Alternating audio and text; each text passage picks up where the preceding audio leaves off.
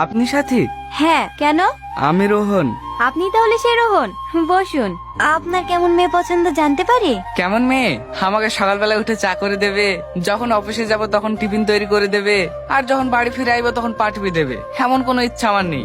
আমি চাই আমরা সারা জীবন বন্ধুর মতো থাকবো, তবে আমার মা বাবাকে ভালোবাসতে হবে। আপনার কি ইচ্ছা আছে আপনার হবু হাজবেন্ডের কাছে?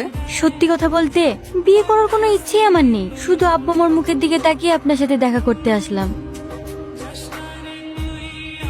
হোগো, তোমার ছেলেকে তো দেখা করতে পাঠালাম, মেয়েটার সাথে ঠিকঠাক ভাবে কথা বলবে তো?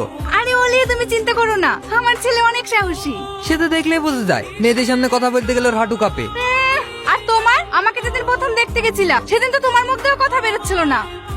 এই তো রোহন চলে এসছে। কিরে, মেয়ে পছন্দ হয়েছে তো? তোমরা তো দেখিছো, আমাকে আবার পাঠানোর কি দরকার ছিল বলো তো? বিয়ে তো করবি তুই, পছন্দ তো তোকে করতে হবে। বল, পছন্দ হয়েছে?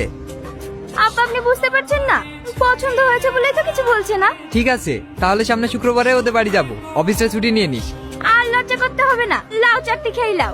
ভাবি, তুমি একটু আব্বাকে বুঝাও না, আমি এখন বিয়ে করবো না। দেখ, তুই এখন বড় হয়েছিস, পড়াশোনা প্রায় শেষের দিকে, আব্বা মা তোকে নিয়ে টেনশন হয় না বল? আব্বা মাও তো চাই একটা ভালো ছেলের সঙ্গে তোর বিয়ে দিয়ে তারা নিশ্চিন্তে থাকতে। প্লিজ ভাবি, আমারও তুমি একবার আব্বাকে বলো না। কি বলবো? যে তুই বিয়ে করবি নি? আমি ওসব বলতে পারবো না, তুই বলগা। ভাবি, ও ভাবি, আব্বাকে বলতে না পারলে ভাইকে বলো। দেখ সাথে, আব্বা ছেলেটাকে খুব পছন্দ, আর তাছাড়া ছেলেটাও নাকি সরকারি চাকরি করে। তোর ভাই বলছিল ওদের নাকি তোকে খুব পছন্দ হয়েছে, সামনে শুক্রবারে আমাদের বাড়িতে আসবে। কি? সামনে শুক্রবারে আসবে? হ্যাঁ, তুই আর এই বিয়ে তো আমত করিসনি।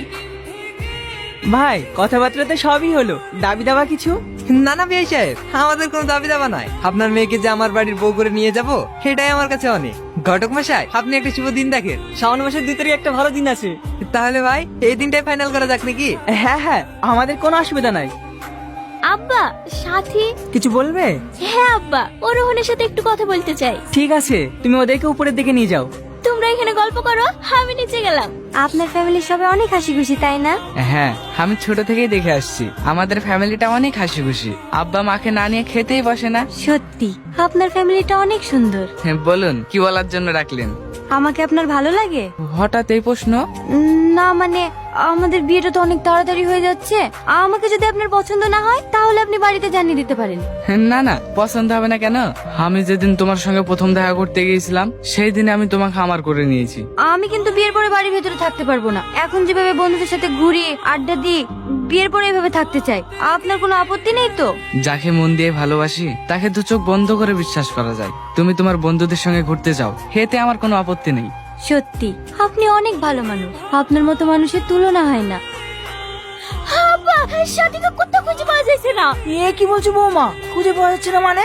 ভালো করে দেখো গা, বাড়িতে কোথাও আছে। আমি বাড়ির সব জায়গায় তন্ন তন্ন করে খুঁজে দেখেছি, সাথী কোথাও নাই। তুমি আমাকে ক্ষমা করে দিও, তোমার পছন্দের ছেলেকে আমি বিয়ে করতে পারবো না। এই বিয়েতে আমার কোনো মত ছিল না, তাই আমি পালিয়ে আসতে বাধ্য হয়েছি।